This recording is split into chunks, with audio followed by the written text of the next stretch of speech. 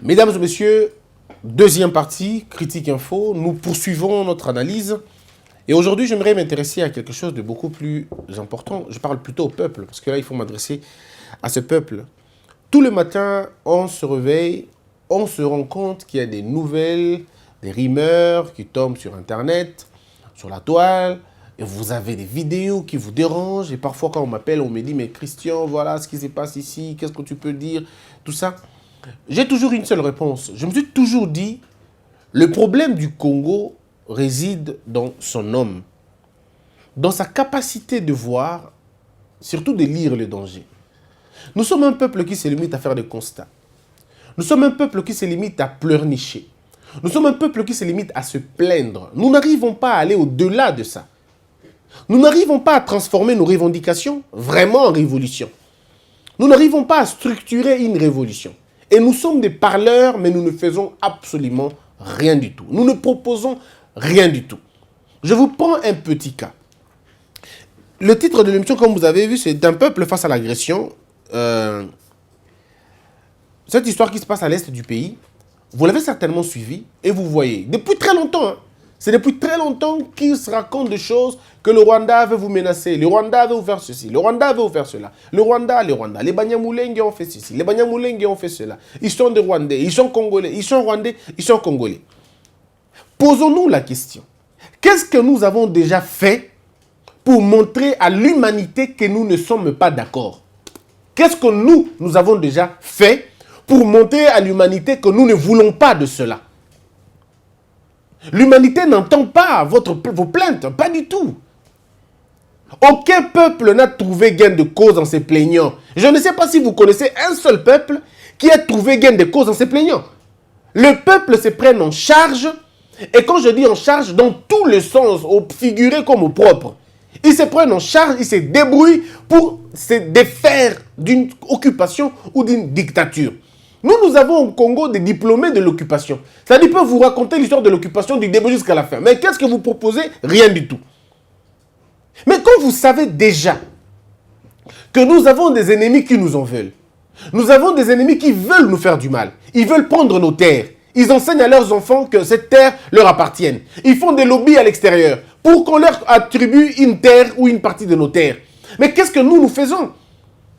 Vous êtes là tranquille avec vos téléphones sur YouTube. Vous êtes là tranquille avec vos messages, tout ça. Non, mais vous savez, on est menacé.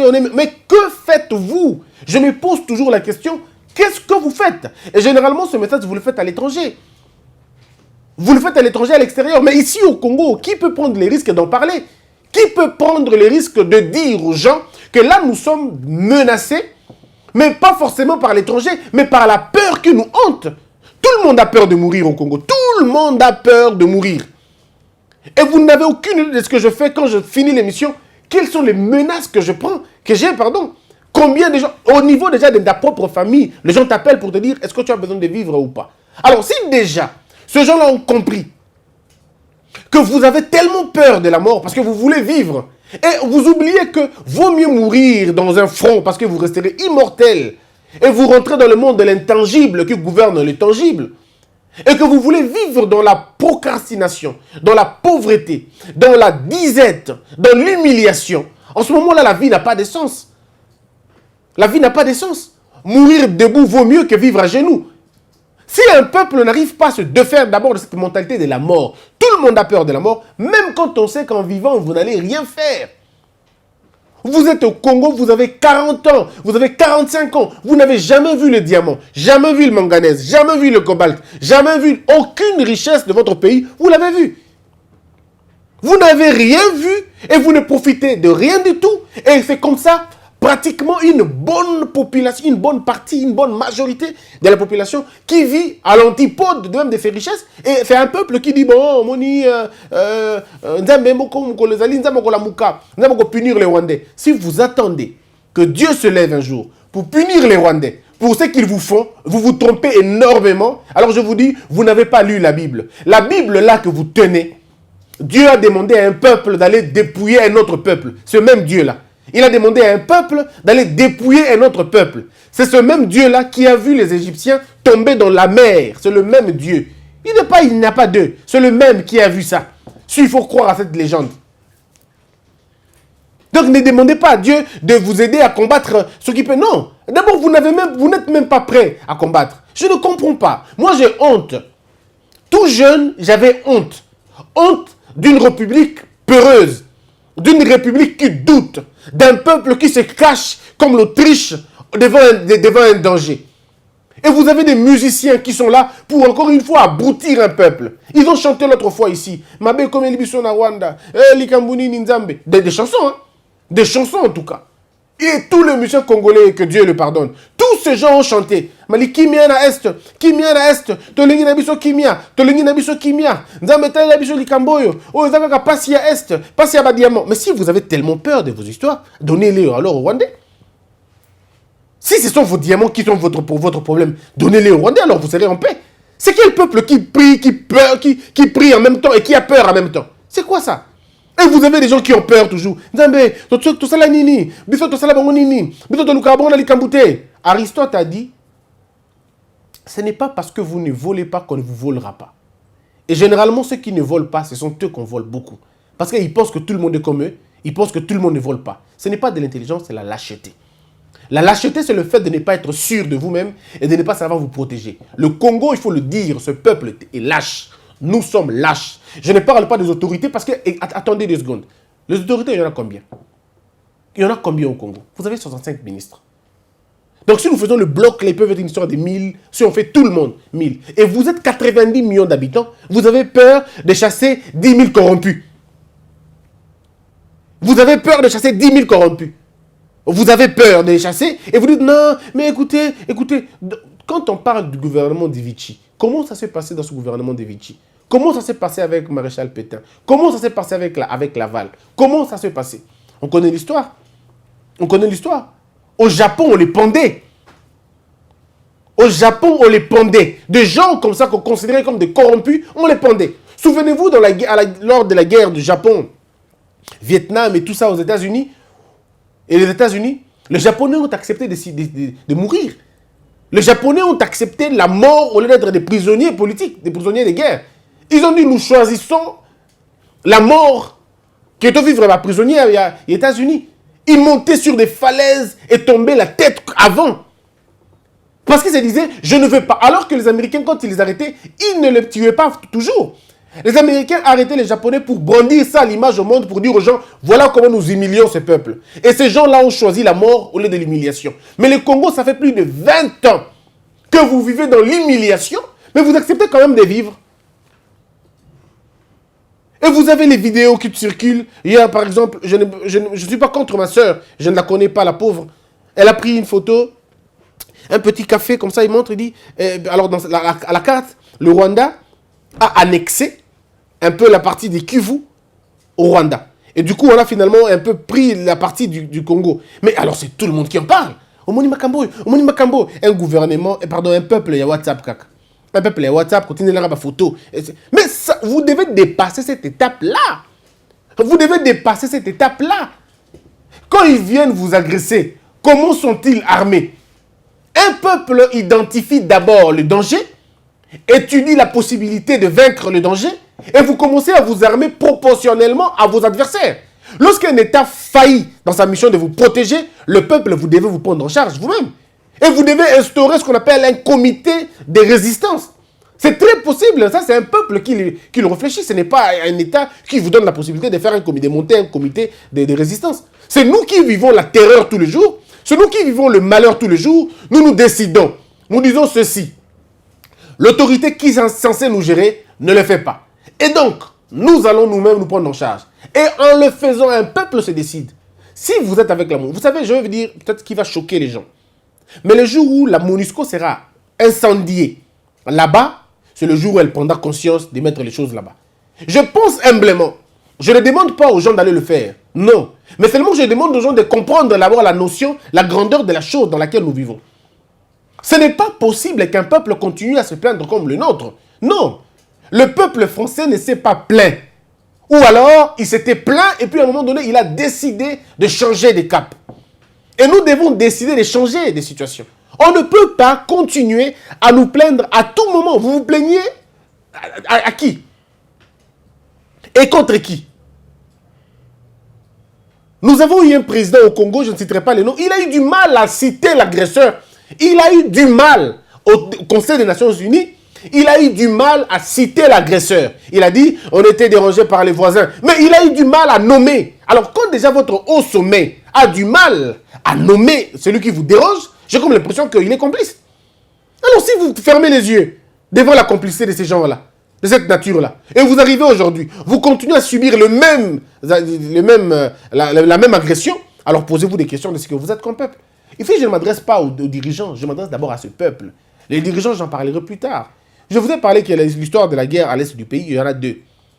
Il y a la guerre qui est là-bas pour les minéraux, il y a la guerre pour nos terres, parce qu'il y a des pays comme le Rwanda, comme le Burundi, comme l'Ouganda. Ces pays-là veulent prendre vos terres. Il faut dire aux Congolais la vérité. Le Rwanda veut prendre votre terre. Et le Rwanda ne ménagera aucun effort pour ne pas faire ça. Il va le faire. Il peut trouver des complices congolais parce qu'il y en a toujours.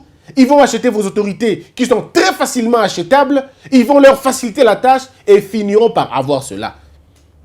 Si vous n'ouvrez pas les bons, si vous n'arrivez pas à vous prendre en charge et définir les conflits dans lesquels vous vous trouvez, vous ne vous en sortirez pas. Donc arrêtez de vous plaindre à la télévision et tout ça. Utilisez les mêmes instruments qu'eux utilisent. S'ils utilisent la peur, communiquez la peur aussi. S'ils vont faire le lobby, faites aussi les lobbies. Faites aussi les lobbies. C'est à vous de voir. Je ne sais pas, vous pensez que les autres sont beaucoup plus intelligents, plus affûtés que vous. C'est ce qui vous met dans le problème. Un peuple, quand il se réveille, il trouve des solutions à son propre problème. Robinson Crusoe, selon ceux qui ont fait le droit, savent, Robinson Crusoe s'est retrouvé tout seul. Il a donc décidé de développer une autre société sur base des nouvelles valeurs. Et l'exemple que moi je prends toujours, c'est l'exemple de Rome. C'est l'exemple de l'Antiquité. C'est l'exemple de ces pays-là qui ont connu des problèmes très graves et qui se sont dit qu'il fallait qu'on change, il fallait changer les choses. Allons aux États-Unis. Parlons devant le Sénat américain. Vous êtes Congolais, vous vivez à l'étranger. Vous êtes des Américains déjà. Ou je ne sais pas moi, Congolais. Organisez-vous en masse. Allez ouvrir des questions ouvertes au Sénat américain. Mettez l'Amérique devant ses responsabilités. Mettez la France devant ses responsabilités. Mettez les pays là devant leurs responsabilités. Faites imposer un débat. L'humanité attend avec un ardent désir lire notre version sur les génocides. Jusqu'aujourd'hui, le Congo se tait. Le Congo ne donne pas sa version du génocide passé au Congo. Nous sommes les témoins du génocide rwandais. Le monde attend aussi notre version du génocide. Nous devons nous aussi donner les génocides. Dire un mot sur ce qui s'est passé. Donner une autre version par rapport à ce que le Rwanda a donné. Nous pouvons nous aussi donner notre définition à nous-mêmes du génocide et l'imposer dans le système éducatif. Pourquoi pas à l'UNESCO? Parce qu'à quoi ça sert de parler de ce qui s'est passé en Allemagne nazie? On parle de millions de morts, 50 millions de morts. Il y en a qui parlent de 25 millions de morts, 20 millions de morts, 10 millions de morts, 5 millions de morts. On a entendu des choses comme ça. Jusqu'à ce qu'on dise plus jamais ça. On a entendu des morts et des morts. Mais alors nous, quels sont les chiffres que nous avons déjà depuis 20 ans? Combien sont morts? Est-ce qu'on peut nous dire ça? Y a-t-il des statistiques qui prouvent que combien de jeunes sont morts? Vous savez combien d'ingénieurs ont été abattus? Combien d'avocats? Combien de procureurs? Combien de médecins? Combien de ministres sérieux? Combien de généraux qui sont tombés? Je ne parle pas de ceux qui avaient déjà la fonction, mais je parle de petits garçons qui sont décédés. Je pourrais vous balancer la vidéo, si vous me permettez, d'un monsieur qui tient son petit comme ça, mort en cours de... Je ne sais pas moi, on l'a abattu comme un chien. C'est quoi le péché de ces jeunes garçons? Parce qu'il est né au Congo? C'est tout le péché du monde qu'il a, il est né au Congo et qu'il est dirigé par des irresponsables, tout simplement. Je pense que nous devons nous départager les tâches. On doit arriver à un moment donné à se dire, le pays n'avance pas comme ça. Nous devons trouver des solutions. Et les solutions les plus importantes qu'il faut trouver, c'est d'abord les diagnostics. Pour les autorités congolaises, et ça nous demandons au président Félix Tshisekedi, en rien, moi, Christian, j'imputerai le désordre qu'il y a à l'est du pays au président Félix. Je ne peux pas le faire. Surtout pas maintenant. Parce qu'il est au pouvoir, ça fait 6 mois. 6 mois, vous ne pouvez pas régler un conflit de 20 ans. Non. Si vous le faites, vous êtes magicien. Mais en 6 mois, vous pouvez comprendre les enjeux. Déjà, vous pouvez arriver à comprendre les enjeux et savoir déjà mettre en place les mécanismes de régler le conflit. Et j'ai comme l'impression que le président Félix Tshisekedi a choisi la voie diplomatique. Les autres auraient peut-être choisi la voie des guerres. Mais avant de vouloir imposer la guerre, il faut toujours savoir qu'est-ce que vous avez. Parce que la guerre, on connaît quand elle commence, mais on ne connaît jamais quand elle finira. La guerre, on sait d'où elle vient. Pardon, on sait d'où elle part, mais on ne sait jamais l'impact que ça aura après. On ne maîtrise toujours pas tout le contour de la guerre. C'est comme une boîte, quand on l'ouvre, on ne sait pas l'air entre de quelle direction, de quelle façon, et on ne sait pas juguler ces choses-là. Et donc, il est très important de dire au président de la République, la diplomatie est une très bonne chose, c'est bien. Mais vous devez intégrer la notion d'une diplomatie agressive ou d'une diplomatie coercitive. C'est très important de faire comprendre à l'autre que nous pouvons imposer les chaos chez vous. Nous pouvons, avec ce qu'on appelle les effets dominos, vous entraîner dans notre chute. C'est-à-dire que vous êtes liés. Vous savez, un peu comme l'équilibre du monde aujourd'hui. La France, l'Amérique ils ont pensé que piller l'Afrique serait sans conséquence. Ils ont pensé que assassiner Kadhafi allait régler le problème. Mais ils ont commis l'erreur monumentale de leur histoire. En abattant le colonel Kadhafi, en abattant ses fils dignes d'Afrique, ils ont déverrouillé cette histoire de terrorisme. Et chaque semaine, il se passe des problèmes en Europe. Kadhafi leur avait dit, je suis vivant, c'est moi qui verrouille la question. J'empêche aux migrants d'arriver chez vous. Mais vous me faites sauter. Eh bien, vous irez aux funérailles toutes les semaines. Et voilà ce que nous sommes aujourd'hui. Voilà où en sommes nous aujourd'hui. Quelqu'un peut mettre sa ceinture, il va devant la tour Eiffel, il s'explose. Il accepte de mourir. Pourquoi? Parce que vous avez sapé sur quelque chose de beaucoup plus important. Et aujourd'hui, le terrorisme, c'est comme une réponse à une sorte d'occupation mondiale. Mais comme vous avez les médias, comme vous avez les grands journaux, comme vous êtes le plus fort, eh bien vous voulez donner votre version en diabolisant les autres. Mais vous payez pour ce que vous êtes en train de faire subir au monde entier. Et nous devons être en mesure de rétablir la vérité, de dire aux Français, de dire aux Américains, si vous pensez que vous allez prendre notre coltan, si facilement comme ça, en nous laissant nous entretuer nous-mêmes, en instrumentalisant des guerres, ainsi de suite, pas de problème, on va partager les dommages. Nous allons les partager.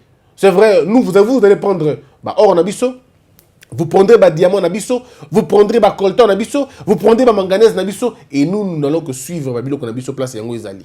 Et vous serez imposé immigration. Et je peux vous le dire sans être prophète, la vague de l'immigration que vous voyez aujourd'hui en Europe va quadrupler en 2032. C'est encore rien ce que vous voyez là-bas. Ça ne va jamais s'arrêter. La solution à l'immigration, c'est le désintéressement de l'Europe et de l'Amérique dans Makambwa et Afrique. Le jour où l'Amérique et l'Afrique vont rationaliser leur politique, vont enlever cette idée, cette conception qui sont les maîtres du monde, il n'y aura pas l'immigration qui va s'arrêter. L'immigration ne s'arrêtera jamais. Et ça, maintenant, c'est une immigration, entre guillemets, civilisée. Mais peu importe la puissance américaine, l'immigration qui aura lieu en 2032, en 2035, elle sera beaucoup plus virulente, beaucoup plus dangereuse. Les gens viennent chez vous maintenant, mains nues. Mais attendez-vous à des gens qui viendront armés en 2032. Ce sont ces jeunes que vous avez instrumentalisés, je veux dire, des jeunes qui ont vu leurs parents mourir pendant les guerres, dans des pauvretés, ainsi de suite, que vous avez instrumentalisés. Ce sont ces jeunes qui viendront vous voir. Et ce sont eux qui viendront vous régler le portrait chez vous. Mais vous pouvez désamorcer cette bombe aujourd'hui en enlevant toutes vos implications sur l'Afrique ou alors rationaliser vos démarches. Traitez avec le vrai fils africain, traitez avec les vrais enfants africains, n'instrumentalisez pas les gens, ne nous imposez pas des dirigeants, ne nous imposez pas des richesses, venez par la grande porte, entrez par la grande porte, coopérons sur ce que nous avons et nous allons vous le donner. Et je crois que c'est un message qu'il faut lancer aux gens. Sinon, nous allons tous croupir ensemble. De toutes les façons, nous, on mourra dans l'assassinat Nabino, on mourra dans la guerre Nabino, et vous allez subir la catastrophe naturelle. Ça va être la même chose, en tout cas la même chose. On se partagera tous la même douleur, même quand on n'a pas eu les mêmes conséquences. Ils ont la même cause. Il faut le dire, parce que un peuple doit identifier sa peur. Un peuple doit trouver des réponses. N'a peur naïe. Arrêtez de vous plaindre, chers Congolais. Constituons-nous en bloc. Exerçons une pression. Exerçons une pression. Et alors, une forte pression. Pour passer le message à l'autre côté, pour leur dire, nous ne sommes pas des petits-enfants. Nous ne sommes pas des pantins. Vous pouvez acheter nos autorités, mais vous n'achetez pas le peuple. Vous pouvez avoir des autorités comme des complices, mais vous ne prenez pas le peuple comme complice. Je crois qu'il faut équilibrer le message. Il faut équilibrer le message. J'étais en train de discuter avec certains amis avec qui nous pensons faire une conférence. Jusqu'aujourd'hui, il n'y a aucune conférence africaine sur les génocides de l'Est. Il n'y a aucune conférence. Donc, ça peut être moi, ça peut être vous. On peut s'entendre. Nous montons une structure beaucoup plus importante et nous la diffusons à l'international. Nous imposons un débat. On invite le président Kagame, on invite tous ces présidents-là et on leur dit la vérité. En fait, nous, quand on les appelle, ça ne sera pas pour dire « Oh, monsieur le président, vous avez été... » Non. Nous les appelons et nous diffusons les vidéos. Comme ça, nous tous, nous voyons. Et ils sont là, nous sommes là. Et nous montrons à la jeunesse. Voilà ce qu'ils veulent faire. Parce que les Rwandais même ne savent pas ce qui se passe convenablement. Peut-être qu'ils n'ont pas l'impression. Il faut leur dire, les immeubles qui se construisent chez vous, les usines qui se construisent chez vous, ce sont généralement des biens mal acquis. C'est des biens mal acquis. Et ça, on n'en profite jamais. L'Europe est en train de payer ça aujourd'hui. L'Europe est en train de payer ça aujourd'hui. Et rassurez-vous d'une chose, ce que les autres ont commis, si vous le commettez, vous subirez ce qu'eux subissent. Et il faut le dire aux Rwandais, il faut le dire aux Burundais, il faut le dire aux Ougandais, mais il faut le dire aussi aux Congolais. Il faut le dire aussi aux Congolais. Le bien mal acquis, c'est partout, pas seulement le Rwanda. Le bien mal acquis, c'est partout, pas seulement le Rwanda. Mais nous devons arriver à imposer le débat. Nous devons parler à ces peuples-là, au peuple rwandais, au peuple burundais, au peuple ougandais, au peuple centrafricain, au peuple angolais, au peuple gabonais. On doit parler à ce peuple africain. Et ça ne passe que dans ces sphères-là. Aujourd'hui, vous avez WhatsApp, vous avez YouTube. Engagez des bons débats. Engagez des bons débats pour demander au peuple. Parce que de toute façon, les actions que M. Kagame pose aujourd'hui, les actions que M. Félix Tshisekedi va poser aujourd'hui, les actions que M. Bongo pose, l'autre, le boss du Cameroun, le patron Biya, tout ce que ces présidents posent comme acte aujourd'hui, ce sont nos enfants qui vont subir cela.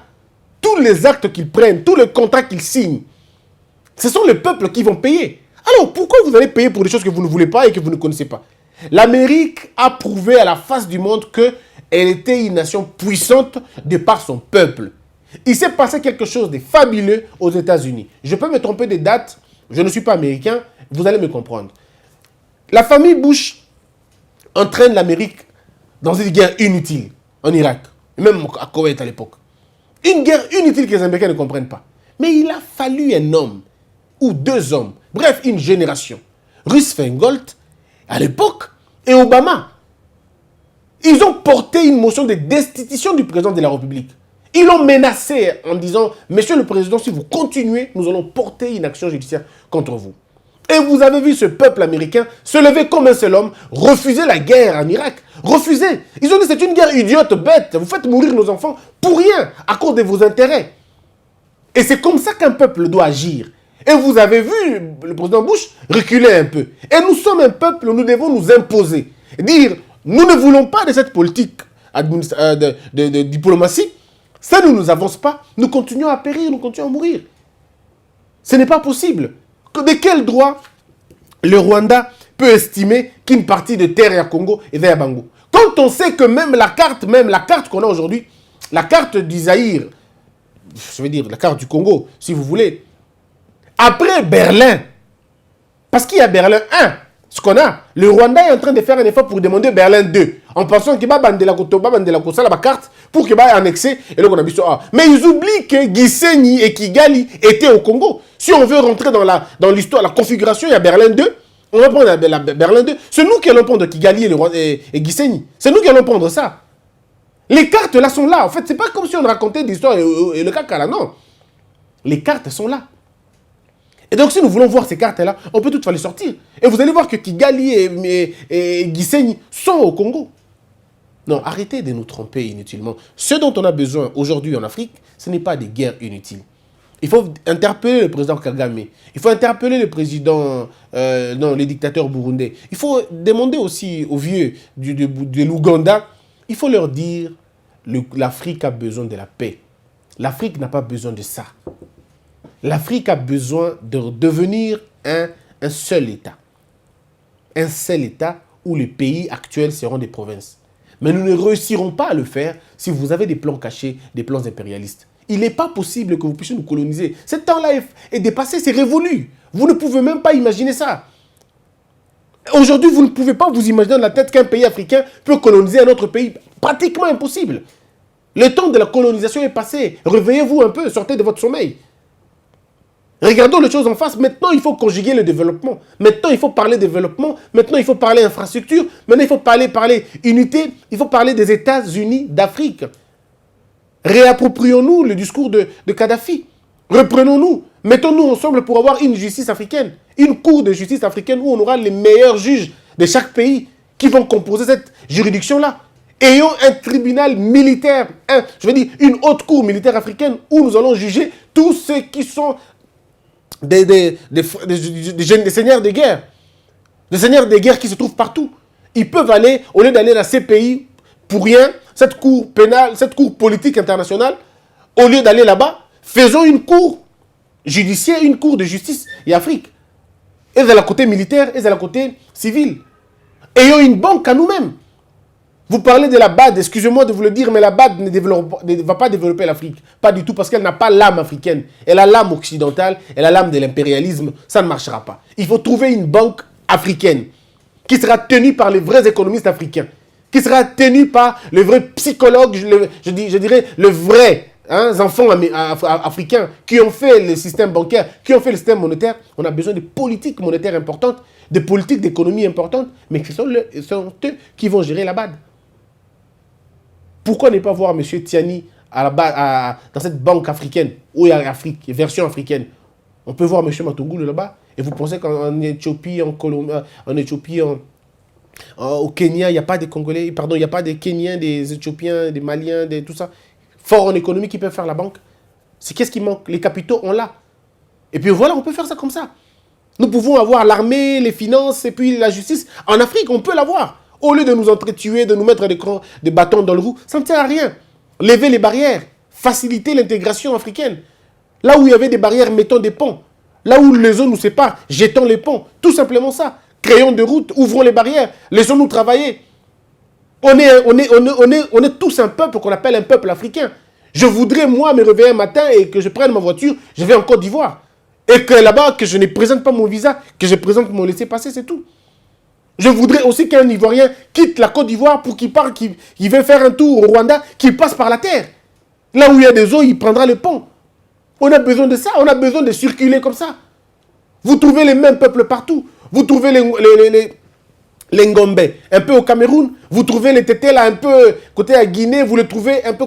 On se trouve ensemble. Vous trouvez les Congo, Congo, au Koutabango, un peu. N'Angola, au Koutibango Mouké, na Brazzaville. On est tous un peuple. On est tous un peuple. Donc, au lieu de nous tuer, au lieu de nous rentrer dedans, mettons-nous ensemble, définissons une politique correcte pour l'Afrique. Je ne suis ni contre M. Kagame, ni contre M. Félix Tshisekedi, ni contre M. je ne sais pas moi, les autres présidents d'Afrique. Je ne suis contre personne, mais je suis contre les appétits gloutons. Je suis contre l'anarchie. Et je suis contre cette idée de suprématie des autres, les uns sur les autres. Je suis contre le fait de prendre les terres des gens. Je suis contre Babilo Koana. Et c'est ça que nous devons combattre. Ne perdons pas de vue notre adversaire. L'adversaire de l'Afrique s'appelle la division. L'adversaire ou l'ennemi de l'Afrique s'appelle la division. S'appelle l'impérialisme. Ça s'appelle la colonisation. Et aussi la néron-colonisation. Ça veut dire la colonisation des neurones.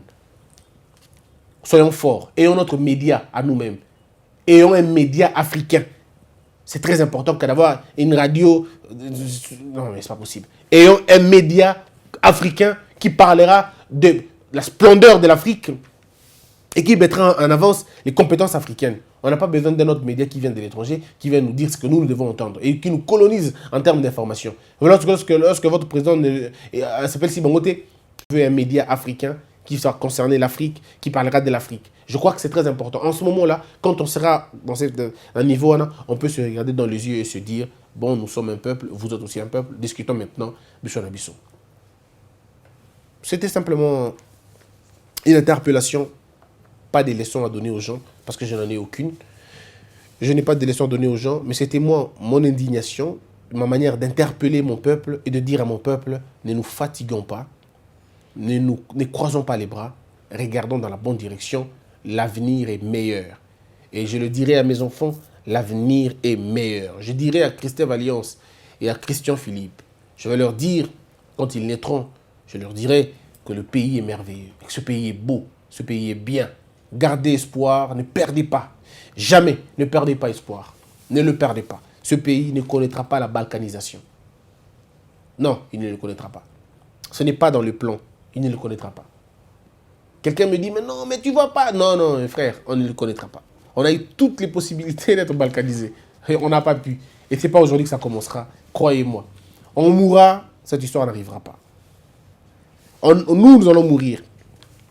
Nos enfants vont mourir. Les enfants de nos enfants mourront.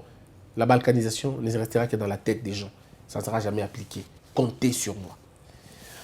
On se retrouve dans la troisième partie pour terminer cette émission.